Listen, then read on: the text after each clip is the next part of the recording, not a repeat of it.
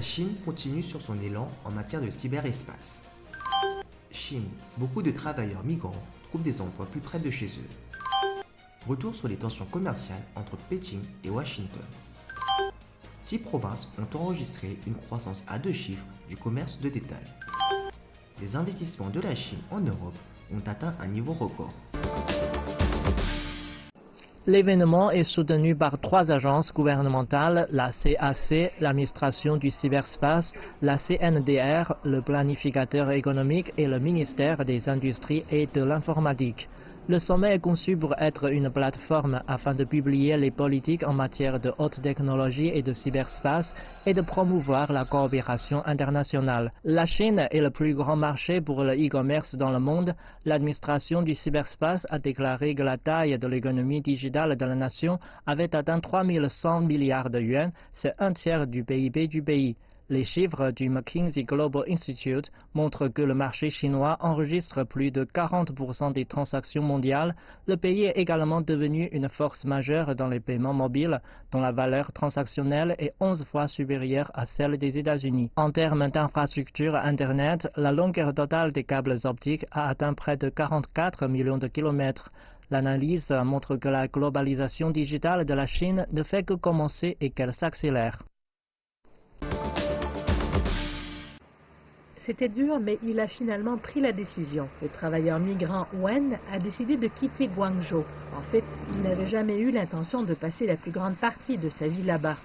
Dans les années 90, il a quitté son village, qui se trouve à plus de 400 km dans la province rurale du Jiangxi, alors qu'il cherchait du travail.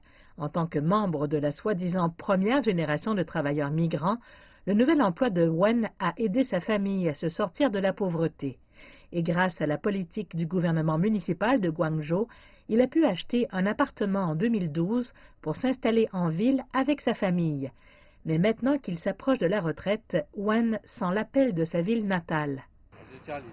Ma femme et moi avons pris la décision ensemble. Bien que le salaire dans notre ville natale soit beaucoup plus bas que dans les villes, nous devons y retourner. Nos parents vieillissent, ils ont besoin de nous pour s'occuper d'eux. Nous nous sentons plus à l'aise à la maison. Et il n'est pas le seul à faire ce choix. Selon le ministère de l'Agriculture, environ 7,5 millions de travailleurs migrants sont retournés près de leur ville d'origine. Et puis les travailleurs migrants chinois vieillissent.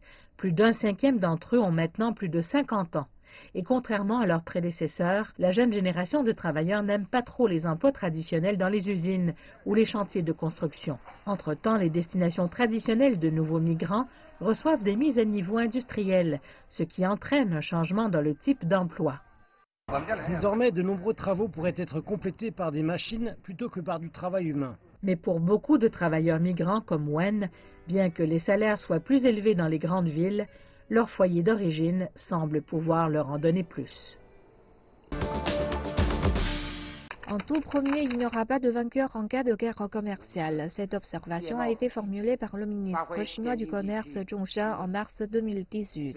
Il avait alors indiqué qu'une guerre commerciale entre les deux pays pourrait entraîner les économies de Chine, des États-Unis et du monde au bord du gouffre. Selon la campagne nationale intitulée « Les droits de douane font mal au cœur du pays », menée par 150 des plus grandes organisations commerciales américaines, l'économie américaine souffre déjà. Le groupe a indiqué que les Américains payaient la facture au bout du compte. Il a estimé qu'une hausse des taxes douanières sur les produits chinois pourrait avoir un impact négatif sur plus d'1 million d'emplois aux États-Unis.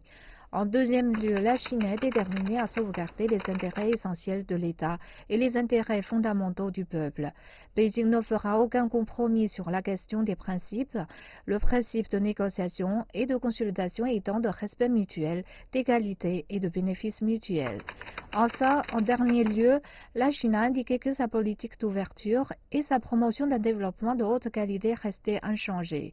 Elle va continuer d'améliorer son principe d'ouverture en promouvant un développement économique de haute qualité pour satisfaire l'aspiration du peuple à la plénitude de vie et contribuer à la paix, la stabilité et au développement dans le monde. La Chine a déclaré qu'elle ne voulait pas une guerre commerciale, mais était prête à défendre ses intérêts. Selon l'Economic View, sur les 31 provinces, municipalités et régions autonomes de la Chine, 10 ont vu leur vente au détail dépassaient le taux de croissance moyen national de 8,3% au premier trimestre.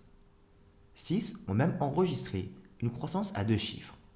Les provinces de l'Anhui, du Jiangxi et du Yunnan ont été à égalité au premier rang au cours des 3 premiers mois, enregistrant toute une croissance de 11,1%, suivie des provinces du Fujian, du Hubei et du Henan. Par ailleurs, le Bureau national des statistiques a annoncé que les ventes au détail de biens de consommation en Chine ont augmenté de 8,3% d'une année sur l'autre entre janvier et mars, une accélération par rapport à la hausse de 8,2% enregistrée au cours des 2 premiers mois. Au cours du premier trimestre, l'économie nationale a fonctionné sans heurts avec une amélioration des attentes du marché et davantage de facteurs positifs, a déclaré Gao Fen, porte-parole du ministère du Commerce, ajoutant que le marché de la consommation devrait maintenir sa tendance stable à l'avenir. Au cours de cette même période, les villes de premier rang ont enregistré une croissance plus lente des ventes au détail. Pékin a vu ses ventes au détail de biens de consommation augmenter de 3,8% à 275,34 milliards de yuans, alors qu'à Shanghai, les ventes au détail ont atteint 327,6 milliards de yuans, en hausse de 6,3%. Shenzhen et Guangzhou ont quant à elles connu une croissance de 7,5% et 7,7% respectivement. Par ailleurs, il s'avère que les résidents des villes de premier rang, où le niveau de revenus est élevé, ont une demande plus faible de biens de consommation durable tels que les produits alimentaires. Cela montre que la structure de la consommation est en train de changer, car ils dépensent plus d'argent en biens et services autres que les aliments. Le vice-ministre du Commerce, Chen Keming, a déclaré plus tôt que la consommation de services en Chine avait connu une augmentation rapide au cours des dernières années, alors que la croissance de la consommation de biens ralentissait. C'est une règle économique de base, mais aussi une tendance de modernisation de la structure de la consommation. De leur côté, les résidents des villes de premier rang ont généralement fait face à de fortes pressions lors de l'achat de logements, ce qui devrait probablement ralentir la demande de consommation, a ajouté Yan Yueqing, chercheur à l'agence de recherche immobilière eHouse China R&D Institute. Il y a quelques jours, le Conseil chinois pour la promotion du commerce international a publié le rapport sur l'environnement d'investissement dans l'Union européenne à Pékin. Le rapport a souligné que ces dernières années, les entreprises chinoises ont maintenu une croissance rapide de leurs investissements dans l'Union européenne et que leur ampleur a atteint un niveau record. 70% des entreprises sont optimistes quant au retour de leurs investissements dans l'Union européenne, 78,63% des répondants considérant également l'Union européenne comme leur première destination d'investissement. Les données montrent qu'à la fin de 2017, la Chine avait créé plus de 2900 entreprises à investissement direct dans l'Union européenne, couvrant les 28 États membres du bloc. Le rapport estime que les investissements de la Chine dans l'Union européenne apportent non seulement des capitaux, mais également des opportunités d'emploi, ce qui favorise la croissance économique de l'Union européenne. Et, en particulier du fait du contexte de ralentissement prévu de l'économie de la zone euro, l'importance des investissements des entreprises chinoises dans l'Union européenne est encore plus importante.